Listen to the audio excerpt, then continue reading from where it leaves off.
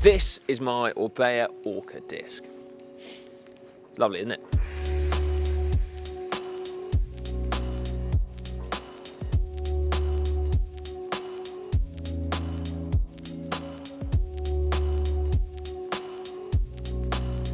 This is the 5th generation of the venerable Orca. First launched back in 2003, but this particular one was debuted at the 2016 Tour de France and then launched officially just after. Now, there's been a wholesale change between this and the previous version. So the geometry was tweaked in order to make it more responsive.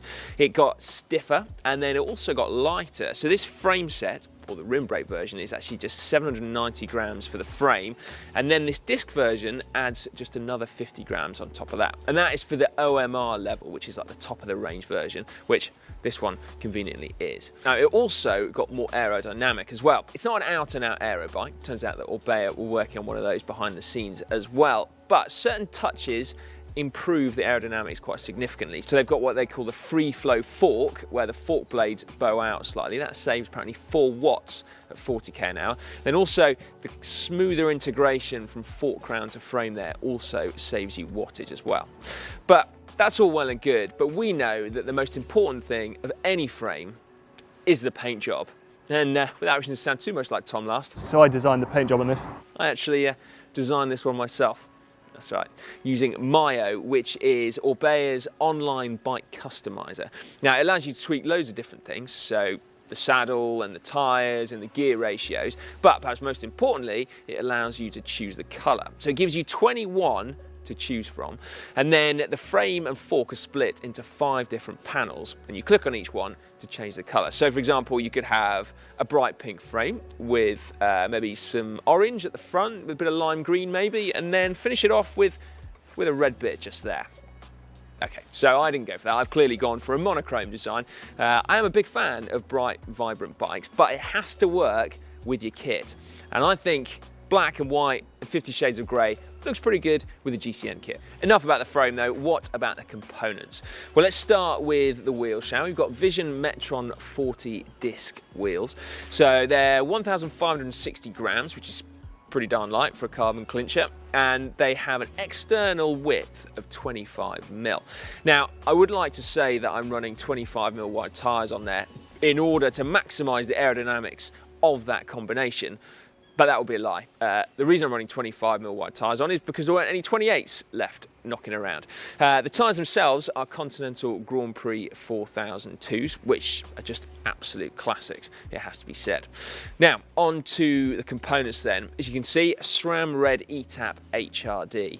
Now, I've had SRAM Red ETAP on one of my other bikes for a couple of years now, and I absolutely love it. It hasn't missed a beat, despite spending most of its time in a UK climate. The HRD part of the name refers to the hydraulic discs. Now, they saw a significant redesign compared to the previous HR models.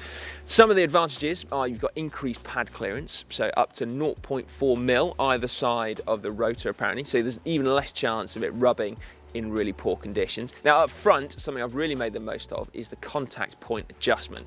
So that changes how much you need to squeeze the brakes before they start coming on. And I like an awful lot of lever pull, so I've got them set up to be at their maximum there.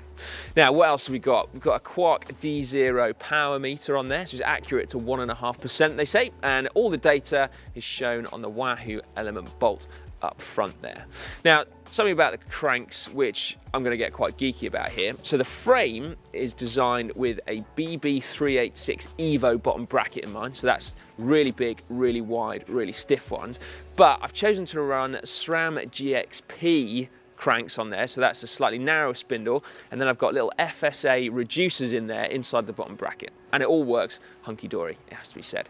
Gear ratios, I've got pretty old school now, I suppose, 53-39 chain rings on there. 53 is probably a little bit big most of the time, but I get on all right with it. But I really like a 39 tooth inner chain ring. Now, there are occasions where I'm going to be massively over geared, but I don't really like spinning up steep climbs anyway. And most of my riding is done on short, punchy climbs back here in the UK, where I kind of like muscling my way up anyway. That's paired to an 1128 cassette at the back. It's a SRAM Red one, which is frankly a work of art. Right, on to finishing kit then. We've got an FSA Carbon K-Force seat post, and we've got FSA Carbon K-Force handlebars as well, in a compact shape, which I must say I do really like, but they're not compact width-wise. I'm still running 42 centimeter wide bars. Then we've got an FSA OS99 stem. Looks carbon, but it's actually a 3D forged aluminium stem, but with a carbon wrap on there. Now, speaking of wrapping, we've got Physique handlebar tape on there. And then I've also got a very old, trusted Physique Arione saddle on there. I think this one has done about 4 years now. Still looking great, apart from a black dot on there, which was entirely my fault. I accidentally used a permanent marker when we shot a video a couple of years ago about how to set your saddle up to be perfectly straight. It annoys me, if I'm honest, every time I look at it, but it's a small dot, and otherwise the saddle's mint. A couple more bits to draw your attention to. We've got some very tried and trusted Look Keo blade pedals on there. These were with me on my last season racing back in 2012, and they've seen quite a lot of hard service since then. They're still going strong. Perhaps bearings maybe have seen better days, but not bad considering the life that they've had. And then the last thing is the through axles. Now, the fact that it's a disc frame with through axles is nothing particularly noteworthy, but these ones are Allen key release ones. Now, I must admit that when it turned out, I was a bit like, oh God, they're annoying, aren't they, when you don't have a quick release on there. But now, having been using it for a number of months, I absolutely love them. Yeah, they take a little bit longer to get undone, but they look super clean. So for most of the time, when you don't need to undo them, it's absolutely brilliant. And I'm going to try and get them on all my other bikes as well. Right then, it's the moment you've all been waiting for. I still don't know how many of you have been waiting for it, but I have. You ready? 7.85 kilos. Well, that is my Orbea Orca disc, which I designed myself. A little bit. Do make sure you let me know what you think about it in the comments section down below. Although, I trust you're going to be complimentary because I'm really quite protective over this.